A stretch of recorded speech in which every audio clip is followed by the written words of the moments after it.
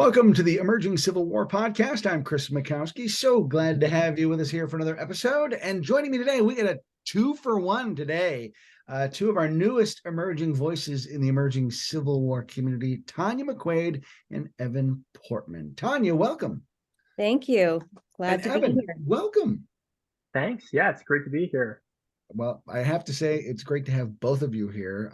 Just been a couple wonderful new talents for the community. And so we just thought we'd spend some time today kind of just chit-chatting and seeing, learn a little bit about you guys, because I know that as emerging voices in the field, you've got some new ideas and new perspectives and new things to say.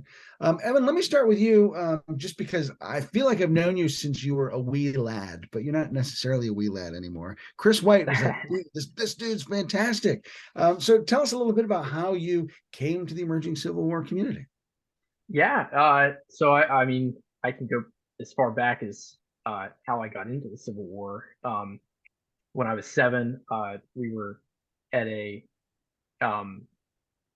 like an outdoor show, and Gettysburg had a booth there, so they were handing out pamphlets and stuff, and so I ended up taking one, and I couldn't take my eyes off it after that. So long story short, we made a trip to Gettysburg, and that was kind of the end of it for me. And then I came across Chris White in his lectures and started going to those. And I think the first time I met you was Chancellorsville 150 at the anniversary.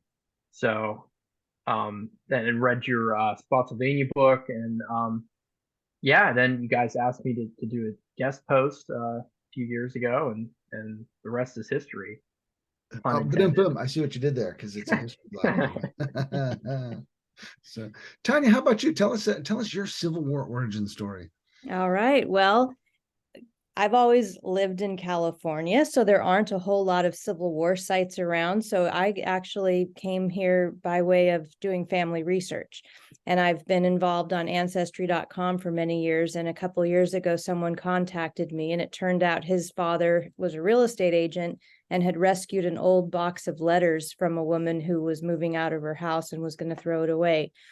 And it turned out to be 100 family letters from my family. And he found the names in my family tree and contacted me to see if I would like them. And there were 50 from the Civil War. So 40 were written by my great-great-great-grandfather, and another 10 by my great-great-grandfather's brother.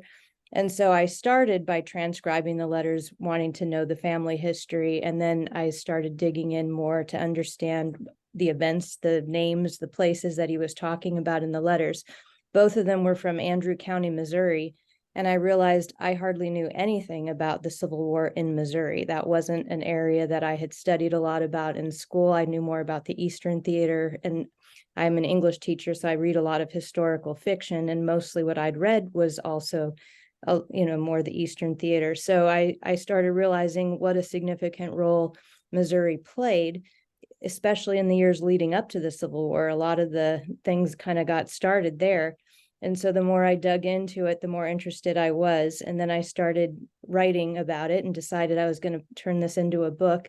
And then I started finding emerging Civil War, because as I was researching articles and plugging in many different topics into Google, you guys came up on several different searches. Our plan to take over the world. Yeah. And then I did 2 articles.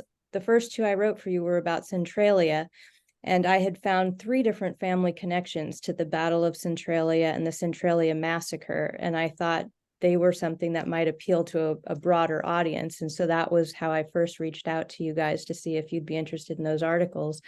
And then now I'm connected, and now I've been writing various other ones as well.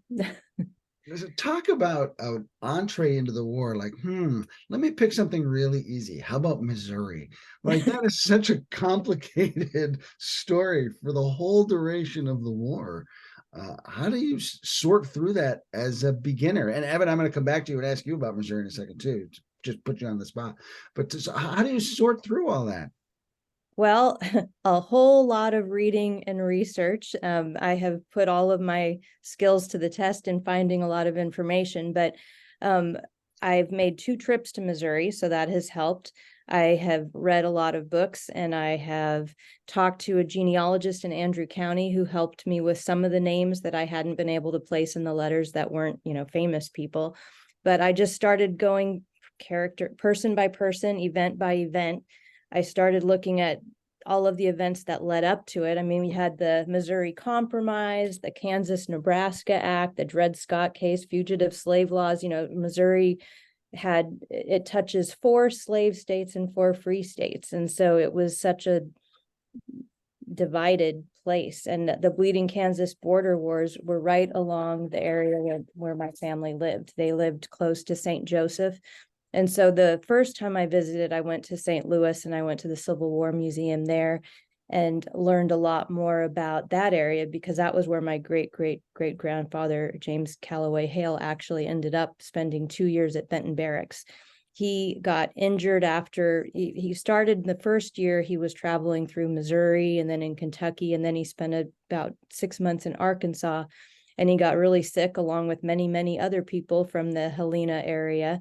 It was considered one of the unhealthiest areas. And about 100 people died within a month from his regiment. And he ended up at the hospital, and eventually he was transferred into the Invalid Corps, as they called it then. And then they later changed it to the Veteran Reserve Corps. And when I realized that was another article I ended up writing for you guys, because I'd never heard of that before. And so he spent a lot of time there. And so I learned more about that in St. Louis. And then when we went to St. Joseph, I went to the Andrew County Museum and met a very helpful woman who ended up being one of the readers for my book, giving me a lot of feedback. And we also went to the Pony Express Museum and realized the role that played, in the years leading up to the Civil War, how it helped to keep California in the Union. Actually, for that 18 months that it was running, it helped to keep the communication going. And so I ended up learning about Johnny Fry, and that was my most recent article, was about his role, because he also later was killed in a Civil War battle in Kansas. So now you said you like historical fiction. Have you read Enemy Women by Paulette Giles? I have not read that one. So that's actually about the war in Missouri.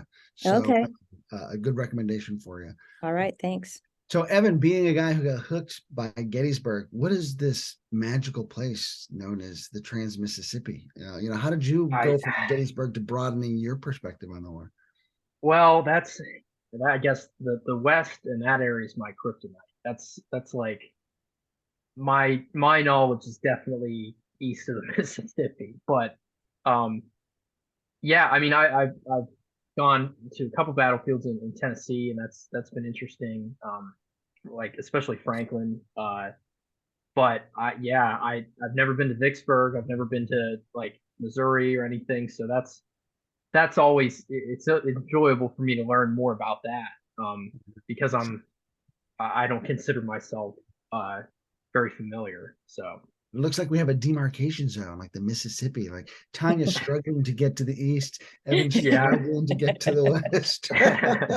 Well, I did finally get to the east. I came to the symposium in August, and that was great, Mike. I recruited my dad, because this is his side of the family that these letters came from, and he's been very interested. And we flew in a few days early to Richmond, and we visited the Civil War Museum there, and we drove around to some of the battle sites and went to the White House of the Confederacy and definitely took in some Eastern history. Oh, very good. So, cool. So Evan, trace your development as a historian. Tonya talked about kind of getting these letters, and that was her open door, and then she just kind of, it was like a rabbit hole she fell into. And I know that you've kind of had a similar experience as the ball got rolling for you, and it just got rolling and rolling. Tell us about that. Yeah, I mean, ever since that time, going to Gettysburg and stuff, that I would say it's always been my passion. So, instead of like, I don't know, playing baseball or something, I'd come home and watch like Civil War Trust videos and Gettysburg Daily stuff. So that was my the pastime. But yeah, I mean, I went to St. Vincent College near Pittsburgh and majored in history. So I guess that's kind of, when I felt a little bit more like I was entering the world of history. And for my senior thesis, I came across similarly, I guess, some letters in the archives there of a monk from the Benedictine monastery that's there, who was drafted unwillingly into the Civil War, but they were all in Old German script. So I took German in high school and a little bit in college, but I couldn't read the old script. So we found a monk who's probably in his 80s now, who can still read the old German script, and I sat down with him and he helped translate and everything. So and I guess I was kind of thinking like, oh, what are these going to say? Like it's going to be talking about all the battles he saw, and I guess looking for like kind of a Joshua Chamberlain story. But most of what he talks about is how horrible it is and how much he wants to come out. So that was kind of eye opening too. That like, hey, not everyone wanted to be in this war. Which is an interesting side of it also that I really hadn't explored. So that I guess that was one of my like Da Vinci Code moments where I'm like sitting in the archives and being able to hold this letter that he held 160 years ago. That was really cool, and I guess that's when I kind of finally felt like, okay, I'm doing the work of like a historian essentially. So, Tonya, what was it like for you when you're holding those letters? And it's like it's your great great great grandfather, and it's just like, holy cow! I mean, I remember the first time when I held the letter that my great great grandfather had written, and that like there's his ink on the page, and that was the one connection, tangible connection I had to him. What was that like for you? It was kind of mind-boggling. Yeah, this box. So when I got contacted through ancestry.com by this person who said, I have this box of letters, do you want them? I was the third person he'd contacted. The first person said, I already have letters. The second one didn't ever get back to him. And so as soon as I saw the message, we spent about an hour on the phone and hearing the story of how they'd had it for 30 years, this box of letters they'd held on to for 30 years. And he was finally ready to give it up and found me, And so reading through each letter was about 4 pages, and it was 40 letters. So I really felt like I got inside his head, and I thought, how many people ever get that opportunity to get to know a great, great, great grandparent and the emotional struggles. I mean, some of the letters he's depressed and sad. Some he's kind of angry because at one point he's trying to get his wife and kids to join him in St. Louis, and they can live off the base and he'll be able to see them, and they're kind of dragging their feet. So it was really interesting to me to see that. And then the box also had his eyeglasses. So, like you see those eyeglasses in a museum that you pull the little thing. So I have his eyeglasses. It had some old tin type photos. And then the thing that I thought was the most special, it had a flag that his daughter, my great great grandmother, sewed for him that he carried all through the war. And it was labeled in an envelope saying this is the flag he carried. And it was like, this little kind of 9x14 sized flag. So that was actually what started me on my writing journey. I've always been a writer, but more journalism and poetry. And I woke up in the middle of the night and had this vision of, writing this novel, kind of starting with the flag.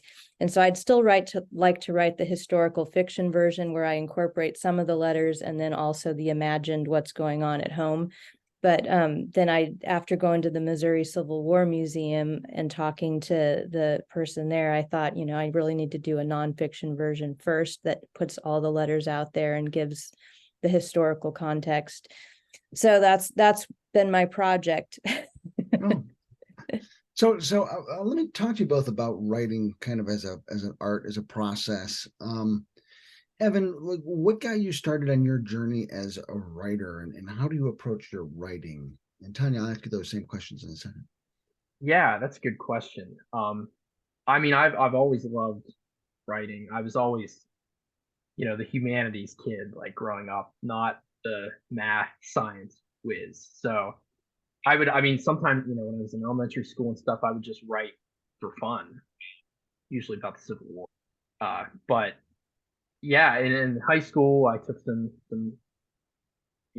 more advanced writing classes, and then in college, obviously with a history major, I had to write a decent amount. But as far as my process goes, I guess, I saw something about from David McCullough. He talked about, instead of doing your research beforehand and then writing, start to write immediately while you do your research. So I guess I try to do that as much as I can. Yeah, I do like a little bit of preliminary searching and stuff beforehand, but and I try to like marinate myself in that time period. So like if I don't know, if I'm writing about uh the Battle of Wauhatchie or something like that, and the Gary family. I'm trying to think like what would it be like there? What does it look like there? And that, I don't know, it doesn't necessarily. I'm not describing that, but if I try to empathize with the people and like put myself in that situation, then I think it benefits in the long run, if that makes sense. Yeah, I love that word marinate, where you're just sort of kind of soaking it in and kind of putting yourself there and immersing yourself in it. And then stuff happens on the page as a result of that. Yeah. Tanya, how about you? Now, as an English teacher, I'm sure you talk about writing process pretty explicitly in some of what you do. So tell me a little bit about how you kind of incorporated that into the work that you do as a writer. Well, I think I've always kind of lived in words. I've always loved reading and writing. And when I was young, it was a lot of poetry, as I said, and I've written songs. And then in college, I double majored with English and communication studies, and I did journalism all 4 years, writing for the newspaper and being the news editor. And I loved how it put me into so many topics. It had me meeting so many different people, going out and doing these interviews, covering events and stories. And so I've always loved learning. And so a lot of my writing has to do with learning. And a lot of my poetry when I was young, it was me just, pouring my emotions on paper. But now it's actually been a lot more research oriented. It's based on, I read something in the news that I feel like I need to respond to in some way. And so I write about it. Or I visit a national park and I decide I want to learn more about some aspect of the park that I researched while I was there. And so I have a whole collection of poems I've written about national parks. So I got more involved in our poetry community here. And then as a teacher, I've been involved in book clubs for years, but I was really excited to find Emerging Civil War because I had started doing my own personal blog about my writing that I was doing related to the Civil War and also family research. But it's great to find an audience that's already there that is interested in this topic, because as much as I try to get all my friends and my family excited about, what I'm doing, sometimes they're somewhat interested, but they're not all as interested in family trees and Civil War battles as I am. So one thing I liked about your blog to begin with is, you really did a nice job of sort of laying out your own journey as you're researching your letters and your ancestors, and here's what I did at this place and with these archives, and here's how I kind of approach this. It was a really neat hands-on walkthrough for someone who is kind of going basically hand in hand as a reader with you as a researcher. Well, and getting connected to some of the other writers at Emerging Civil War was also really helpful. I know the first time I participated in one of Neil's Zoom sessions, I was stuck with one of the descriptions from when James was living in Helena, Arkansas, and he was watching the buildup to Vicksburg, and he talked about a specific ship, and he talked about how another ship, the river was so full, it was like as big as the largest building in Savannah.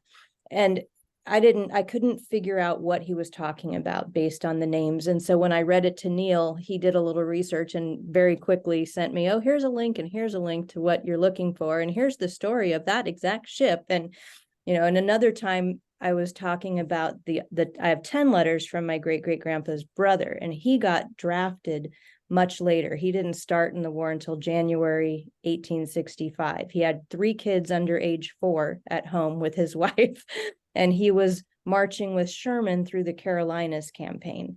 And on the way there, he had to go from New York on a ship down to South Carolina. And he talked about how everybody was getting sick and they thought the ship was going to sink, but they amazingly got there. And the next day, on a calm day, the ship sank. and Neil turns around and pulls off his shelf the Encyclopedia of Shipwrecks in the Civil War. And I thought, well, that's a very handy resource if you're trying to figure out what is he talking about, and he was able to kind of pin it down. So being able to ask some people questions, because yes, I have done a lot of research and I've done a lot of writing and read a lot of historical fiction, but less of, I'm not a military expert by any means. And so I'm doing a lot of learning along the way. And sometimes having somebody who's able to point you in the right direction has been a really useful tool. I like to call that the hive mind. We send out a call to the hive mind, and who knows something about this or who's got that resource. And it's great because inevitably somebody knows something about it. So, Evan, put me in your shoes for a second. As a young man in the field, I hardly remember what it was like. But I remember, there's this person, and there's this person, and how do I make my way? Put me in your shoes as an emerging voice right now. What's it like? Yeah, it's exciting. It's a kind of exciting to like be on path, and explore this like profession, and kind of get to dabble in these different areas and do research. That's something I never thought I would love as much, like just going to an archive, wherever, or even on like archive.com, and getting lost in that like research rabbit hole, and then kind of reining yourself back in a little bit.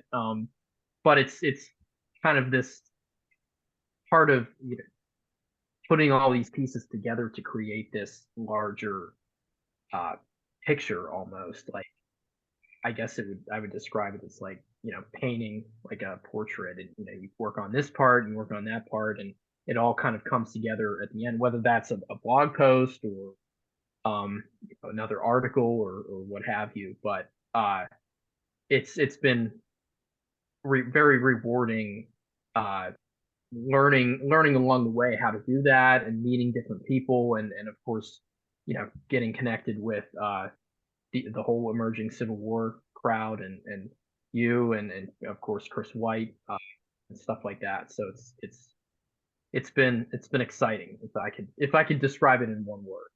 Wow, exciting. Ooh. I feel like I've got to live up and flash my hands a little bit. Be exciting. There you go. All right. I think it also helps, it reminds you to keep your eyes open everywhere you go, because stories pop out, ideas pop out, connections. When I went to Ireland this summer, I thought, oh, I'm going to take a break from the Civil War for a while. The first night we were there, we went to a pub. We were listening to a singer do some traditional Irish music, and he sang Paddy's Lament. And it's all about the Civil War, somebody coming from Ireland, getting off the ship and being handed a gun and told to go fight for Lincoln. And so I ended up researching that song when I got home and writing about that for the website as well. And it was really interesting to look into the Irish Brigade more fully, and how accurately does this song represent their experience. And then, living in California, as I said, there's not a lot of Civil War sites around, but it turns out that John Brown's wife and two of his daughters are buried at the cemetery right in the city next to where I live. And I had seen the cemetery years ago and not paid attention to that fact. But when I was reading John Brown's Women recently, and it talked at the end about his wife and several of the family members moving out west to California. And all of a sudden I thought, wait, I kind of remember. And sure enough, she's buried in Saratoga. And I teach at Los Gatos High School, which is, 5 minutes away, basically, from that cemetery. And so that's one of the stories I'm hoping to write for you guys too. And I just read a book about Sarah Brown, his daughter, and what they did out here. Why did they end up in California? What was their life like when they got here? And I think there's Civil War connections everywhere we go, because it had such an impactful role in our history. And there's people who bring in the side stories, and I like the side stories. And that's a great reminder because I mean there is Civil War history everywhere. I've got a long list of things that oh gosh, I'd love to write a blog post about this if I had a second. Just because I stumble into something, it's like, oh, that's cool, and make a little John out of it. Evan, where do you find your stories from? Yeah, I guess anywhere, not to sound like cliche, but like uh anywhere, like I said, any or like Tanya said, anywhere you really look, um, you can find, especially the side stories, like the human interest stories. That's I'll eat that up. Um, and I remember when I looked at a few colleges before I settled on St. Vincent, particularly Washington and Jefferson, which used to be uh, two separate Washington colleges in Jefferson, and that's where um, Jonathan Letterman went. So they had more of a like tangible Civil War connection. David Atchison from the 140th Pennsylvania, who died at Gettysburg. So I remember when I decided not to go there, I was like, well, I wish St. Vincent had more of like a Civil War connection, honestly. So it's been cool that like I've been able to sort of stumble upon that and write a little bit about it. Um, but yeah, I mean, even like going to Gettysburg and stuff, just learning all of the individual stories that occurred. Like when you first go, you learn about the big picture stuff, but there's just thousands of stories, from everyone who fought there and civilians who witnessed it. So I guess that's kind of where I am looking for stories, or I'll just stumble upon one and I'll be like, wow, this would make a great ECW post. Yeah. And that reminds a lot of people will say, well, what else is there to still write about the Civil War? And their stuff has been written about, but people forget that there are new audiences coming to the war all the time. And so maybe a story's been written about, but it hasn't been written about for them, or they haven't found that story yet. And so it makes it a new story, and there's a new opportunity to tell those stories all the time, I think. And to me, the joy is in the telling of the story, which is pretty cool. Tonya, you talked a few minutes ago about your journalism background, and being a former ink-stained wretch myself. It's definitely informed my writing style. I think of writers like Bruce Catton, who was a journalist and told great story. Are there, and then maybe, Evan, this ties back to your comment too about David McCullough. Have there been particular writers that have influenced each of you in the way that you do your own storytelling? There are probably so many. Mm-hmm. I'm trying to think if there's one in particular. There's a lot of poets that have influenced my poetry, but that's Mm-hmm. not really what we're talking about. I think I've always loved books that are written in letter format and that have sometimes multiple points of view going on. And if I write my book, the historical fiction version that I'm thinking of, that's what I'm envisioning, having a couple of different points of view going, and then using a combination of letters and other things that are mixed together. But So sort of playing with the narrative structure a little bit. yeah, playing with narrative structure a little bit. But as a journalist, I always the joke in the office when I would be editing is I would edit things and make them longer. So I've always been very descriptive, and I like to go into a lot of detail, and so it's always worked for me to try to cut out too much of that. It's I tend to be more of a feature writer than a news writer, and so I think that that's where I've enjoyed the blogs, because it has a little bit more of that feature style going with a lot of the topics that I've chosen, and you can have a little bit more fun with the language, and you can go a little bit more deeply into describing things. Very good, very good. I've got to add something real quick, because as soon as I mentioned Bruce Catton is a great journalist who had written, and someone out there's already typing into the comments, don't forget about Douglas Southall Freeman, who was also a great journalist, who a great writer as well. Evan, how about you? Any writers in particular who influenced you? Yeah, definitely. I mean, probably the top of the list, David McCullough. I he I think was a great. Even though not professionally trained historian, more of a writer than than a historian, at least in his opinion. But I think he was a phenomenal writer, and I always enjoy picking up one of his books. And Bruce Catton, Shelby Foote, and even you got like Chris White and Chris Mikowski. I'll pick up one of your books too, and always enjoy it. So, yeah, that would probably be the top, whatever that was, 4 or 5 for sure. I see, now I've got to like put a little disclaimer here to YouTube. Like, I did not pay him $5 to say that. Yeah, I wasn't paid.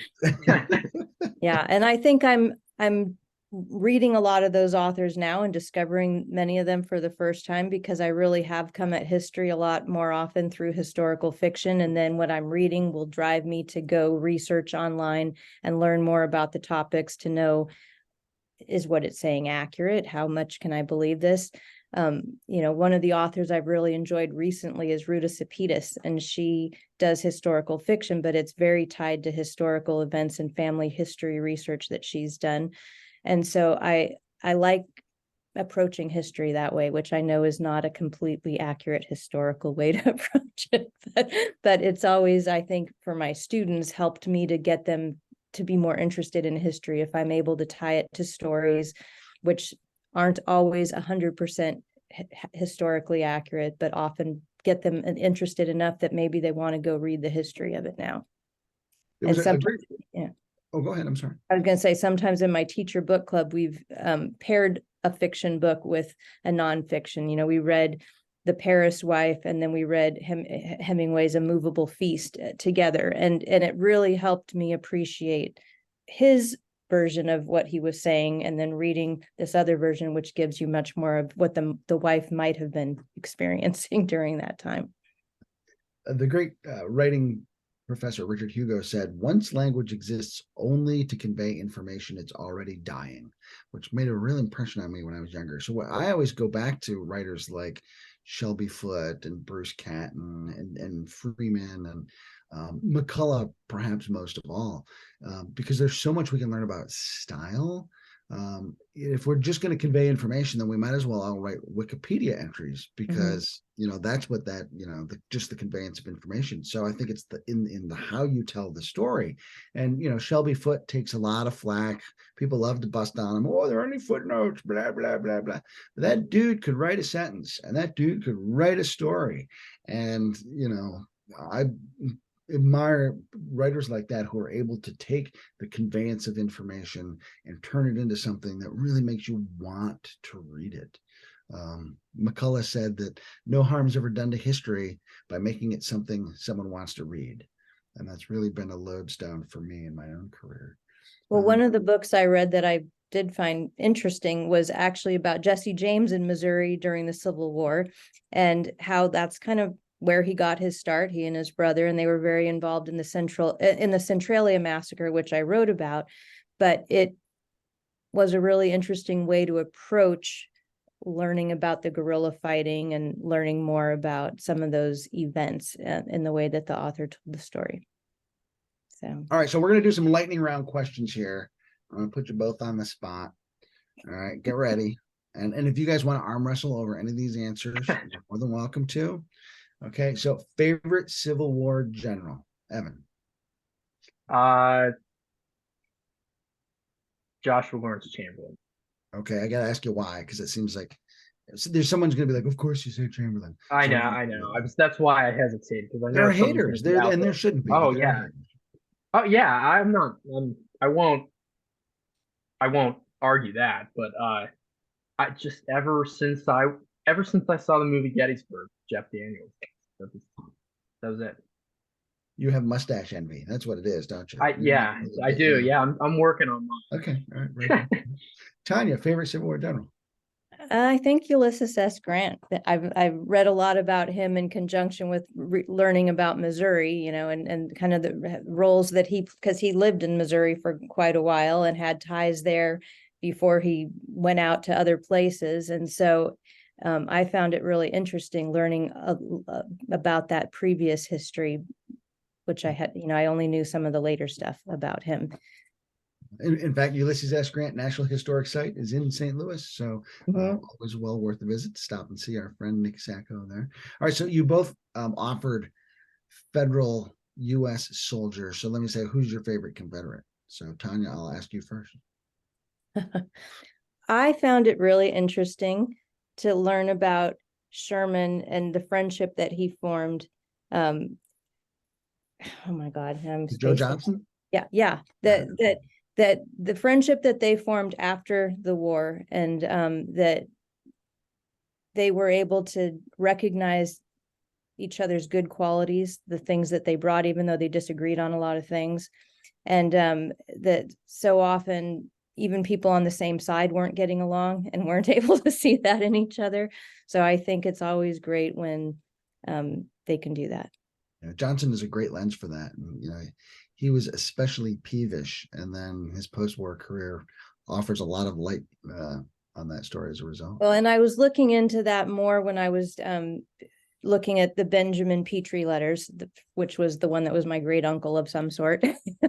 And because he spent a lot of time camped out as they were trying to figure out how they were going to end this war. Then he's down out in Goldsboro, and imagining what stories they were hearing at that time. How much did the average soldier know of what was going on, and kind of all of the discussions that were going on as they tried to figure things out. And yeah, that was where I really learned a little bit more about him and thought I liked him. Cool. I know he was controversial with many. He was indeed. He was indeed. So, Richard McMurray's new study on Johnson and Davis and that whole dynamic is really fascinating. Evan, do you have a favorite Confederate? James Longstreet. James Longstreet. I know. You're the Jackson fanboy, so I don't. I am indeed. But that's I like proof old that Pete. you're not paying me. I love the old war horse. What do you like about him? I don't know. Maybe it goes back to the movie Gettysburg with Tom Berenger, but I don't know. I just think he's a very interesting figure, especially in the post-war years. And I think, now I think he's getting his due recognition, but there for a while, I think he's kind of the underdog in the triumvirate of, Lee Jackson and Longstreet. So I guess that's something that appeals to me. Very similar rationale to Tanya's affinity to Joe Johnson, two post-war Confederates. I will say that one of the things, you keep coming back to Gettysburg. For me, the book that made me first love history was in 8th grade. And I know it's not the greatest representation of the Civil War, but it was Gone with the Wind. I got the chicken pox. I had the chicken pox. And so I read the entire book in just over 2 days. and I had never found history interesting up till that point. And so it was interesting to study more about Sherman, because he certainly is not made to look very good in that book as he marches through. And reading my letters, coming at it from the other perspective, it helped to fill out my picture a lot more of what was going on in Atlanta as I did my research, because I hadn't at the time in 8th grade. I didn't dig in and research more. Evan, do you have a favorite novel? Well, you're going to predict this, but The Killer Angels, like that. Yeah, who would have known? Beautiful book, though. Beautiful book. I love it. Yeah, I mean, that's another book that I like. Every June 30th, July 1st, I'll pick it up and read sections of it. Just because I like the first time I read it, I saw the movie first, and then read the book. But you just feel so immersed, in that. You feel like you're there, like, and Lee is coming down Seminary Ridge, and you can see Cemetery Hill and the Round Top. So that's definitely my favorite. Right. So a favorite primary source, Tonya. Wow. Well, newspapers, I think. Like, I have done a lot of my research by reading newspaper articles from the St. Joseph area, because there's not a lot written about what was going on in St. Joseph and Andrew County in the Civil War, which is one of the reasons I'm hoping that my book will find an audience. And so I've actually read quite a few articles trying to piece together what was going on. St. Joseph, the mayor was, Jeff Meriwether. Meriwether Jeff. Why am I spacing out on his last name? He became a Confederate general. It'll come to you in the middle of someone else's. It will. But so he had been the mayor. He was the one that helped kick off the Pony Express and was there, giving his speech. And a year later, he's tearing the flag down over the post office and joining with many others who were supporting the South. And so about 2,000 people in St. Joseph went to the South, about 2,000 went to the North. And so it ended up being such a divided place. And Andrew County was kind of the same. And each side destroyed each other's newspapers. So there was for a while a limit on how much was out there.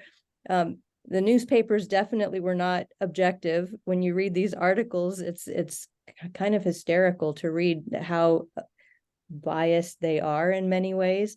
But reading a variety of them, I have gotten a lot of information that way when I can't find it other ways. And so I think I appreciate I'm getting most of my information from letters and newspapers. Okay. So. Evan, how about you?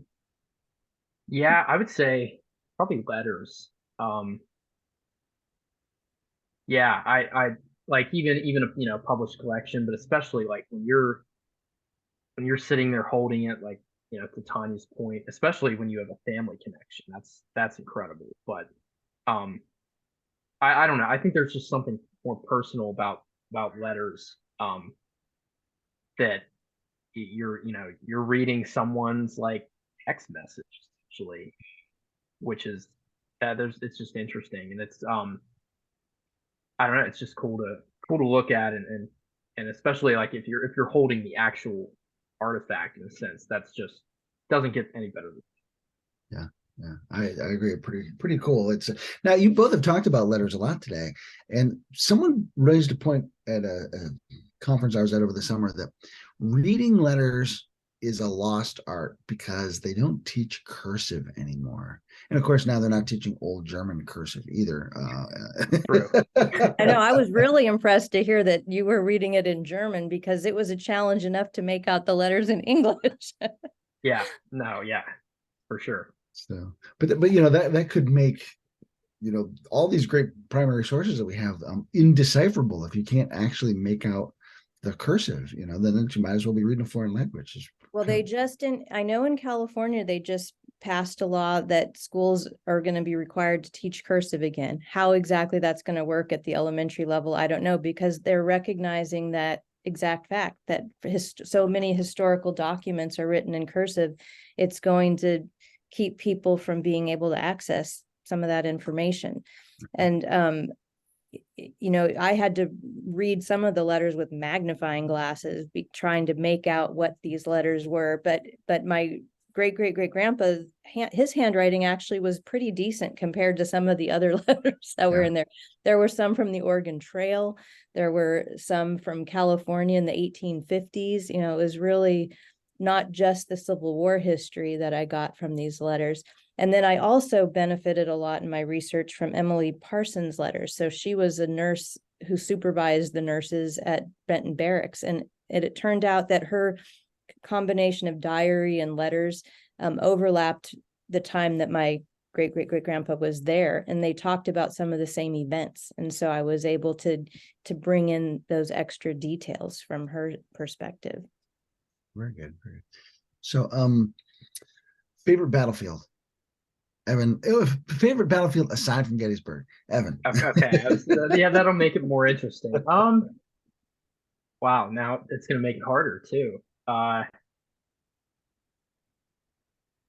like Monocacy a lot, actually. Dark horse there. Look at that. Yeah, I know. Yeah, it's just cool to go. I've only been a couple of times, but I think it's a cool battlefield to learn about, and it's just a cool battlefield to visit too, because it's not like Gettysburg or Antietam or Vicksburg. So Yeah. A challenging battlefield for folks who've never been there. A challenging battlefield because you do have 295 going like right through the middle, or what is it, 270 going right through the middle of it, and so that cuts the battlefield in half in really awkward sorts of ways. It makes it hard to stay oriented, but that's yeah, a good choice there. Good choice. thanks. Tonya, any I favorite? am really lacking in this area. It is something that I want to do in the future a lot more of. I was in Richmond this summer, and so I did get a chance to visit some of the Richmond sites, and I toured Chancellorsville and Fredericksburg when I was there at the symposium. But I have not been to Gettysburg. I know that's a huge deficiency in my Civil War experience. This summer I did go to Culloden in Scotland, and that was a really powerful battlefield to visit. I've read the Outlander books, yes. And it certainly talks about it there too. But to me, that was a really interesting battlefield to see. It's not a Civil War site, I know, but I've visited some of the American Revolution sites. So I have a lot more battlefields to visit in the future. I'm prepping my husband for that. Awesome. Once I retire, we could do more road trips. Anytime anyone ever says Outlander, I always subconsciously I think of Highlander, which was that great science fiction series with the swords, and there can be only one, and Connor McLeod and all that stuff, which is not the same thing. No, Outlander's the Jacobites, and then it's the American Revolution. So that's where it is, now. So, what are you working on right now, Evan? Ooh, like ECW or just what is your scholarship? What's your current writing project or research project as a historian at this moment? Well, I'm working on so I guess I have a few things. Working on polishing up my master's thesis, which is about German Americans in the Civil War and Gettysburg. And then I'm also working on I guess sneak peek of an article I want to write for ECW about Nathan Bedford Forrest and his post-war. Oh, okay. Was he redeemed or was he not redeemed? Yeah. So Okay. That'll be interesting. He spent a lot of time at Gettysburg. Did you know that? No, I'm just kidding. I was gonna say, Tonya, how about you? What are you working on right this moment? Well, I'm trying to finish my book and find a publisher, which is A State Divided: The Civil War Letters of James Calloway Hale and Benjamin Petrie. And so that is one of my big projects. For my blog, I've actually been researching my family history as it related to Ireland. I think I mentioned the Ulster Presbyterians and the Irish Quakers. My most recent book I've been reading is The Arrival of the Irish Quakers between 1650 and 1730. So interesting, reading before bedtime. But I'm also working on, grading my essays on the Crucible. So Oh, wow. I have a lot of work I still do. I teach high school, and so that takes up a lot of my time. So I look forward to continuing to dig into my projects more in the future. So, little known fact about Chris Mikowski. So I used to be a theater person, and I directed the last production of The Crucible before Arthur Miller died. Wow. Small little footnote of history right there. Okay. Absolutely nothing. Yeah. So wonderful, wonderful show. All right. So second to last question. If someone were to want to invite you to come speak to their Civil War Roundtable or Historical Society, what sorts of things would you be able to talk to them about? Time. Well, I could bring you a whole lot of information about Missouri, which I think a lot of people don't know a lot about. A lot about the guerrilla fighting that happened there, a lot about the Centralia battle and massacre especially, and the Kansas border wars, and also the attack on Lawrence and the attack on Osceola, which was in Missouri and Lawrence was in Kansas. But how those were pivotal in a lot of the things that happened, and how the guerrillas on both sides did atrocious things. And a lot of what they did drove people to the other side. So. Very good. And Evan, if someone wants to invite you, what would you talk to them about? Yeah. Well, obviously, anything Gettysburg related. The German American War experience, Chancellorsville, I've done a talk on the 7 Days battles, which are interesting, and I think kind of get that nick sometimes when you're looking at the big picture of the Civil War. I strangely I did a talk on seacoast battles, which isn't that's more Neil, I guess. Yeah. But that was interesting too. So yeah, anything and everything if that makes sense, I guess. Very good. All right, last question. What's something I haven't asked you tonight that I should have? Tonya. I'm very interested in the book that you edited about pop culture and how it ties to the Civil War. And I teach a lot of poetry that relates to the Civil War. And I also am interested in some of the songs that relate. And I think looking at how pop culture is a really important way of understanding history. Yeah, a huge gateway to get people interested. And as Shelby Foote once said, novelists can talk about that in a way that nonfiction writers can't, and give us a pretty cool insight. So, Evan, anything I haven't asked you that I should have? Oh gosh, that's a really good question. It's always my last Uh, question in a good interview like this. yeah, I should have watched other podcast episodes and like. Well, I typically don't Yeah. ask it in the podcast, but we're doing a feature story for sure. Yeah, that's a great question. I would say, what what like historical experience was, you did kind of ask this or a question along the same lines, but like what was maybe the most formative historical experience that you've ever Yeah, yeah. And what was it? had? Yeah, that's another good Pretend I question. just asked you. I guess I would have to say like just really going to any battlefield or any historic site and being like imagining what it was like at a different time period, and knowing that you're walking in the footsteps of George Washington or Robert E. Lee or Abraham Lincoln, or even just you know people that were ordinary people that didn't necessarily go down in history, but you're kind of uh, in their footsteps, and see where they were and what it was like, and try to put yourself back and you're in the actual spot today. And That makes I'll add to mine the one of the poems I teach is "Oh Captain, My Captain," and that's a Yeah. great example of a poem that captured the nation at the time. And what was it that it captured that made it so compelling that we're still talking about that today, and what it captures about the impact of Lincoln's death. And the book I'm teaching my juniors right now is narrative of the life of Frederick Douglass. And so I love looking at the role that he played both before and after the war, and in the advice that he offered to presidents, So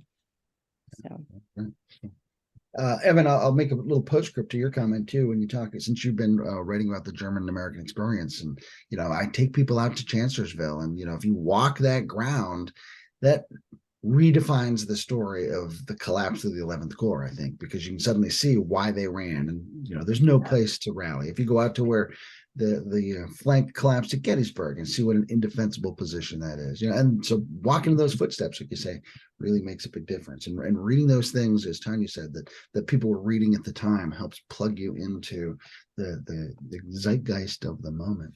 So I do have one last question. I said the last one was going to be my last question, but advice that either of you might have for emerging voices in the field as they try to figure out kind of how they can emerge.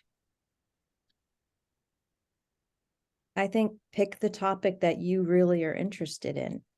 I don't start with trying to describe all the battle strategies of a particular battle. Go small and find the side story that interests you. And I think to me, that has made me really excited about learning because I'm kind of creating the path that I'm going to follow as I do it. I didn't just start by trying to understand every lieutenant, every general, every captain's, maneuvers. And I still have a lot to learn when it comes to understanding all of those things. But I found that I could write without having to be an expert in all of those things, and try to just know what I know. I think the idea of write what you love is wonderful advice. Ironically, coming from a woman who just said write 4 pages on the Crucible, and then like you get a topic like that inflicted on you, and you're like, oh my gosh! But when you get to choose your topic, now I can write about this. You fall in love with what you're writing, and it's a lot. I did give them 5 options, so I'm not reading all of the same essay. Evan, any advice from you for folks who are emerging voices? Yeah, well, ditto. But I guess to add to that too, just have fun with it. Like, going along the same lines of write about the topic that you love. Just have fun doing it too, because I think like I wouldn't do it if I didn't have fun. So, there's just something about like I said, researching and writing, and it's just fun. So have fun with it. That's my advice. I love that advice too. Tonya, Evan, thank you both for spending a little time chatting with me today. This has been a real privilege. Sure. Thank you. Same here. Thanks, Chris. And thank you, folks at home, for listening. I'm Chris Mikowski on behalf of Tonya and Evan. Thanks for being with us here at the Emerging Civil War Podcast. We'll see you online and on the battlefield.